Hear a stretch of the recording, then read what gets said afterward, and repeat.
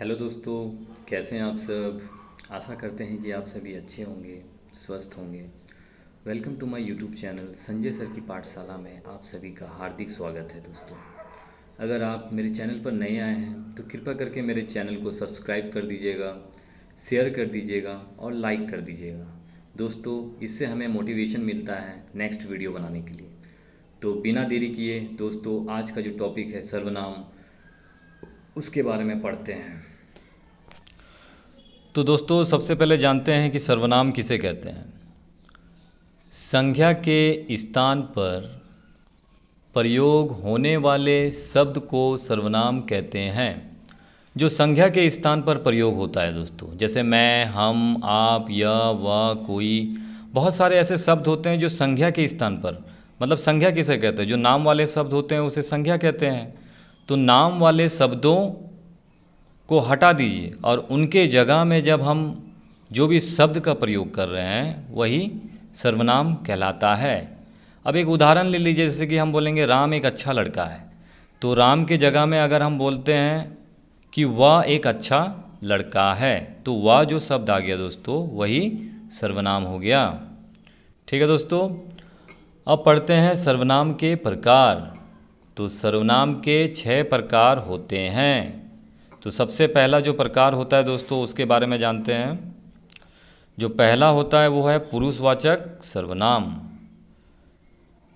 जो सर्वनाम शब्द कहने वाले, सुनने वाले या जिसके विषय में कहा जाए उनका बोध कराते हैं, उन्हें पुरुषवाचक सर्वनाम कहते हैं। तो इसमें बताया जा रहा है दोस्तों कि जो सर्वनाम शब्द कहने वाले, मतलब जो कह रहा है, और जो उसके बगल में जो व्यक्ति बैठा हुआ है वो सुन रहा है ना, जिसके विषय में कहा जाए, मतलब वो तीसरे व्यक्ति के विषय में कह रहा है, ठीक है, तो उन्हें ही पुरुषवाचक सर्वनाम कहते हैं। अब दोस्तों, पुरुषवाचक जो सर्वनाम होता है इसके भी 3 भेद होते हैं। पहला होता है उत्तम पुरुष, दूसरा होता है मध्यम पुरुष और तीसरा होता है अन्य पुरुष। तो दोस्तों, सबसे पहले हम लोग जानने का कोशिश करते हैं कि उत्तम पुरुष किसे कहते हैं।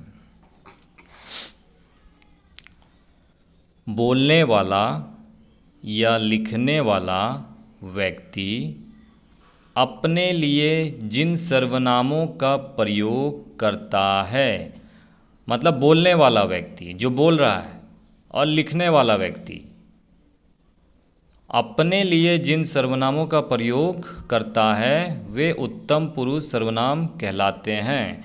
तो इसमें दोस्तों ये बोला जा रहा है कि जो व्यक्ति बोल रहा है और जो व्यक्ति लिख रहा है वो अपने लिए जिन शब्दों का प्रयोग करेगा उसे ही उत्तम पुरुष कहते हैं। ठीक है दोस्तों, इसमें जैसे कि उदाहरण दिया गया है, जैसे में मैं, हम सब, हम लोग आदि। तो इसमें मैं, जैसे कि मैं पत्र लिख रहा हूँ, हम सब खेल रहे हैं। ठीक है दोस्तों, तो इन सब जितने भी शब्द दिए हैं इसी तरह से ये सब भी क्या है, उत्तम पुरुष के अंदर ही आ जाते हैं। ठीक है दोस्तों, तो उसके बाद दोस्तों आता है मध्यम पुरुष। जिन सर्वनाम शब्दों का प्रयोग सुनने वाले के लिए किया जाता है उसे मध्यम पुरुष कहते हैं। तो 2 व्यक्ति बैठे हुए हैं दोस्तों, और जो बगल वाले इंसान के लिए जिन जिन शब्दों का प्रयोग किया जाएगा उसे ही मध्यम पुरुष कहते हैं। जैसे तुम, तुझे, तुम्हें, तेरा, आपका, और भी बहुत सारे ऐसे शब्द हैं जो इसमें सम्मिलित हैं दोस्तों, जो बगल वाले इंसान के लिए जिन शब्दों का प्रयोग किया जाता है। जैसे आप 2 दोस्त बैठे हुए हैं और जो आप दूसरे अपने दोस्त के लिए जिन जिन शब्दों का प्रयोग करोगे उसे ही मध्यम पुरुष कहते हैं।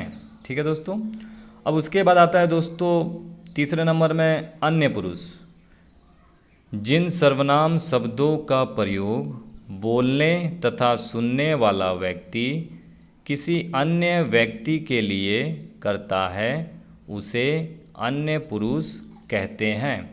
तो इसमें दोस्तों बोला गया है कि जिन सर्वनाम शब्दों का प्रयोग बोलने तथा सुनने वाला व्यक्ति, मतलब 2 व्यक्ति मिलकर बातचीत कर रहे हैं और वो दोनों किसी अन्य व्यक्ति के बारे में बात कर रहे हैं, तो वो किन किन शब्दों का प्रयोग करेगा, वो करेगा वाह, वे, उन्हें, उसे आदि, है ना। और भी बहुत सारे इसमें शब्द सम्मिलित हैं। वह अच्छा लड़का था, है ना। तो इस तरह का वो शब्दों का प्रयोग करेगा दोस्तों, ठीक है। अब दूसरे नंबर में आ जाता है दोस्तों निश्चयवाचक सर्वनाम। जिन सर्वनाम शब्दों से निकट या दूर का निश्चयात्मक बोध हो उसे निश्चयवाचक सर्वनाम कहते हैं। तो इसमें बोला गया दोस्तों कि निश्चयवाचक सर्वनाम किसे कहते हैं। जिन सर्वनाम शब्दों से निकट या दूर का निश्चयात्मक बोध हो, मतलब निकट का मतलब हो गया सामने, ठीक है, या दूर का बोध हो। जैसे हम लोग लेते हैं एक उदाहरण, या मेरी पेंसिल है, वह मेरी पेंसिल है। तो वह मेरी पेंसिल जो है दोस्त वो दूर में है ना दोस्तों। तो वो दूर के लिए इस वाक्य का प्रयोग किया, वह मेरी पेंसिल है। अब दूसरा उदाहरण देखिए, यह पुस्तक है। तो यह पुस्तक जो है ये सामने है, इसलिए इसने बोला यह पुस्तक है, ठीक है दोस्तों। उसके बाद तीसरे नंबर में आ जाता है अनिश्चयवाचक सर्वनाम। जिन सर्वनाम शब्दों से किसी अनिश्चित व्यक्ति, वस्तु या स्थान का बोध हो उसे अनिश्चयवाचक सर्वनाम कहते हैं। अब जैसे इसमें उदाहरण लेते हैं, शायद कोई आया है ना। शायद कोई आया है, अब कौन आया है ये पता नहीं है, लेकिन इसमें किस शब्द का प्रयोग किया गया, शायद, ठीक है दोस्तों। दाल में कुछ पड़ गया है, तो दाल में क्या पड़ गया ये नहीं पता है, छिपकली भी पड़ सकता है या कोई छोटा कीड़ा भी गिर सकता है, लेकिन ये बस अंदाज़ा लगाया जा रहा है कि दाल में कुछ पड़ गया है। तो ये अनिश्चयवाचक सर्वनाम कहलाता है दोस्तों, ठीक है, जिसके बारे में पता ना हो, ठीक है दोस्तों। उसके बाद दोस्तों आता है निजवाचक सर्वनाम। वे सर्वनाम शब्द जिन्हें बोलने वाला कर्ता स्वयं अपने लिए प्रयोग करता है उन्हें निजवाचक सर्वनाम कहते हैं। तो दोस्तों इसमें बोला गया है कि वे सर्वनाम शब्द जिन्हें बोलने वाला कर्ता, मतलब जो व्यक्ति बोल रहा है वो अपने लिए जिन शब्दों का प्रयोग करेगा उसे निजवाचक सर्वनाम कहते हैं। अब जैसे इसमें बताया गया है आप, अपना, स्वयं, खुद आदि, ठीक है दोस्तों। अब उसके बाद पांचवा नंबर में आता है प्रश्नवाचक सर्वनाम। जिन सर्वनाम शब्दों से किसी व्यक्ति, वस्तु या स्थान के विषय में प्रश्न का बोध हो उसे प्रश्नवाचक सर्वनाम कहते हैं।